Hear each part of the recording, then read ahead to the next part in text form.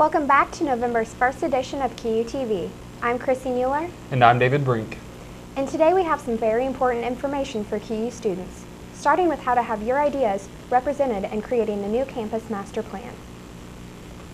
This week, Quincy University hosted the first of 5 campus master plan community meetings, focusing on academics. There will be 4 more meetings for the campus master plan between November 8th and November 10th.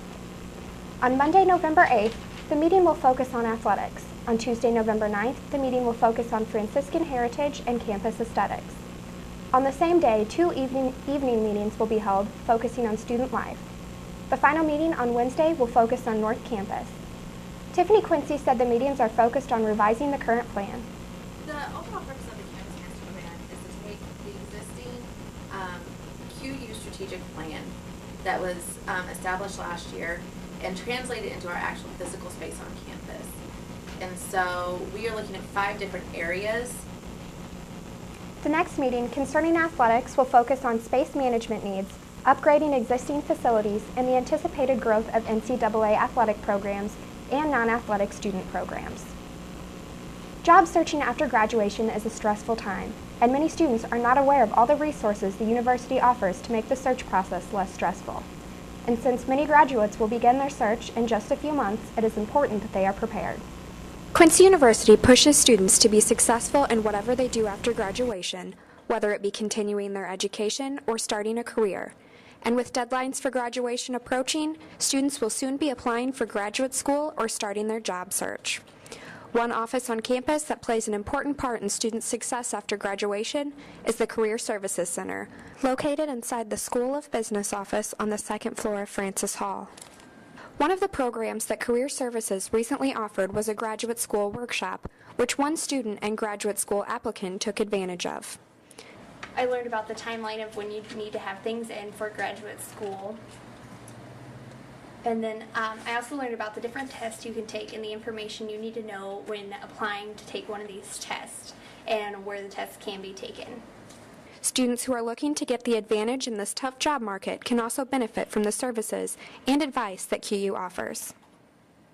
Things that we offer for students would be career workshops, resume workshops, interview skills. We do special interview days where we have alumnus come on campus so that students can do mock interviews with people in the professional world outside of QU. We do offer graduate school workshops, etiquette dinners, and then on the individual basis, we start visiting every single SYE class, which is a senior year experience class. Some other tips to help get a job after college was to sit down with your parents and list all your networks, to join a professional society, to join an alumni chapter, and to go to job fairs even outside Quincy University. Kristen Liesen is also available to look over resumes. For QUTV, I'm Quincy Mueller. With the majority of students at QU being Illinois residents, the Tuesday elections have become a hot topic on campus. With the incumbent gubernatorial candidate, Pat Quinn, around 20,000 votes ahead of challenger Bill Brady, neither candidate is admitting defeat. While many votes are still being counted from Cook County, where Democratic candidate Quinn has held a considerable lead, Republican candidate Brady is confident that absentee military ballots will pull him into the lead. Both candidates are waiting out the official count, which could mean weeks or even a month before Illinois has a new governor. The Rip the Runway fashion show has become quite a state tradition at QU's campus. Earlier this week, QU's TV Alyssa Weed sat down with the MSA president to give us a little more information on this popular event. I'm Alyssa Weed here with the president of MSA, Martisha Bush. Tisha, can you tell us a little bit about MSA? Yes, MSA was formed about 5 years ago, and each year we do an annual fashion show, and we're known for our fashion show. But MSA is for not only for minority students, because it's called Minority Student Association, but also for, you're a minority, of course, because of course you're a woman, but it's not just for, most students are confused about what a minority is, so it's for everyone, not just for, people of color. And what can you tell us a little more about the upcoming fashion show? Yes, our fashion show is this weekend, and the theme is A Moment in Time, which kind of specifies the last year in high school, so you can relive it basically again. And this year we're having teachers participate in the show, so they will be dressing up as they did in high school. Okay.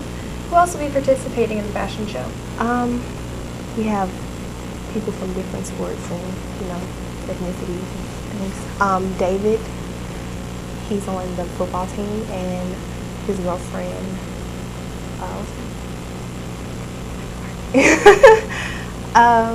one of his girlfriends, she's on the cheerleading team. Also Danielle Flores and Kenosha right here. Okay, and will you guys be collecting proceeds? Will any donations be accepted?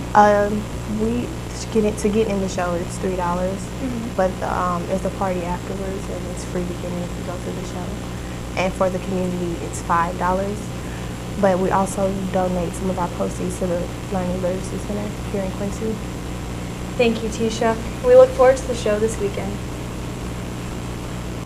This week's club focus is Students in Free Enterprise, also known as SIFE. The purpose of SIFE is to bring together leaders to create a better, more sustainable world through the power of positive business. Some of the events that SIFE has organized this semester are the Campbell's Can Hunger Challenge and t-shirt sales. Our biggest event will be February 11th. It's the International Bazaar. It will be held 3-court area of the gym.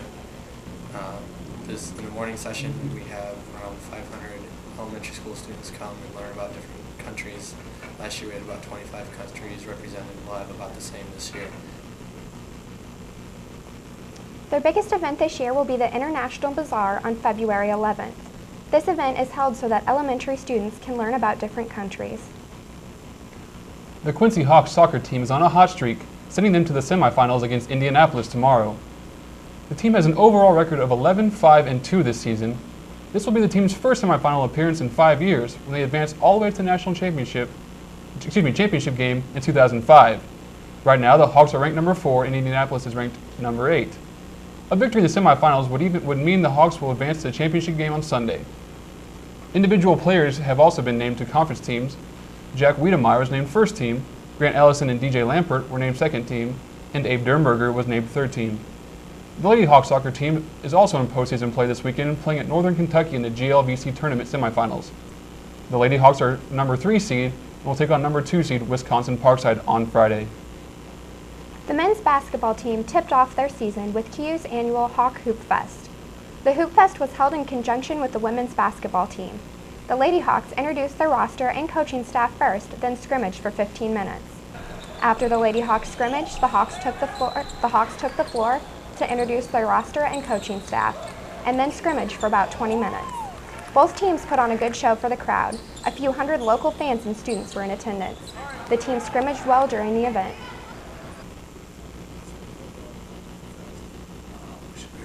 Offensive team, and should be good on the boards, and we're going to have to make a huge effort to get better defensively from last year. That's what we're hoping to be our big area of improvement. So we're excited about the season and about tipping things off here in the next couple weeks. Both teams are in exhibition play and will begin their regular season in the upcoming weeks. QUTV's Pete Leja has selected a viral video for the week that is sure to get stuck in your head, whether or not you want it to.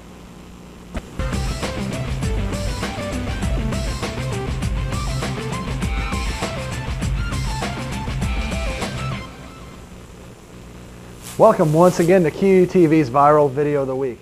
Now this week I decided to do something a little more mainstream involving llamas as a special request. How can you say no to the cute face and cuddly creature like a llama? And so, ladies and gentlemen, I give to you the llama song.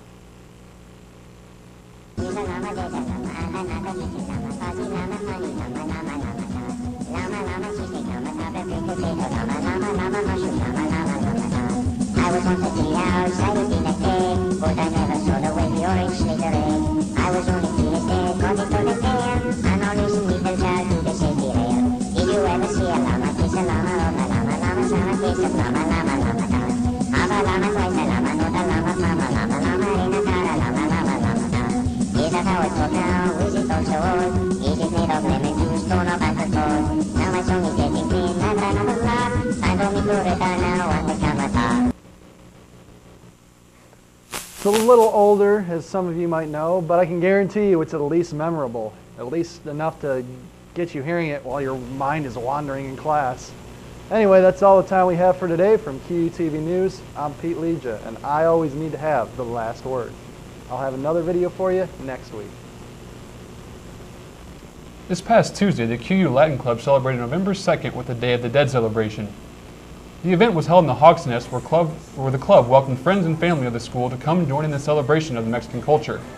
Guests were also welcome to bring a photo of their deceased loved ones to be remembered. The event consisted of food and live dancing with plenty of Mexican-themed music. If you are interested in future events with the Latin Club, contact Stephanie Aguilera at the email screen on your screen. QUTV's Alex Wittler has a little taste of what to expect from one of the most popular alternative rock band's latest album. Hello, I'm Alex Wittler, here this week with not a movie review, but a music CD review. Linkin Park has always been known for their style of a punk alternative with melodic uses of synthesizers and pianos. They've also had the fortune of riding on the back of the Transformers movie franchise to help promote their last 2 albums easily. Now, what makes their new CD so different? In the first few moments of their new album, 1,000 Suns, the first 2 tracks are not songs, but ambient collections of various sounds and a narrator's voice, no doubt quoting something famous. Then the music starts, and it's softer, quieter, less intense. Let's get this straight. Linkin Park usually sings hardcore melodies. Anything that could be considered this results in just pointless noise. And anything that is too subdued won't please the fans, nor does it even remind us of Linkin Park, but more like a 2010 version of NSYNC. The most popular track, The Catalyst, isn't much different, but it at least has that driving beat that you want from their album. You're better off leaving this CD on the shelves and just picking up a few tracks for yourself on an MP3 player. If you're still a devoted fan to these guys, you have been warned. The business office recently held its annual Student Appreciation Halloween party with treats and goodies.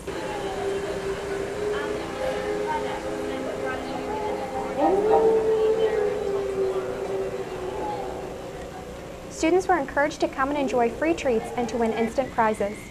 The business office has been putting on the event for the past 7 years. The staff wanted to get a chance to interact with students, show them that they are appreciated, and of course to give away homemade treats. A raffle was also held where students entered to win some big-ticket items. One of the grand prizes was an 8-gigabyte iPod Nano. The business office plans to make the next party even scarier next year. If any student has suggestions for the party, please contact the business office. That's all the news we have for you today, but if you felt strongly about a story, you're encouraged to post comments on the newscast. Your comments could even be featured on a future show. From all of us here at QUTV, thanks for watching.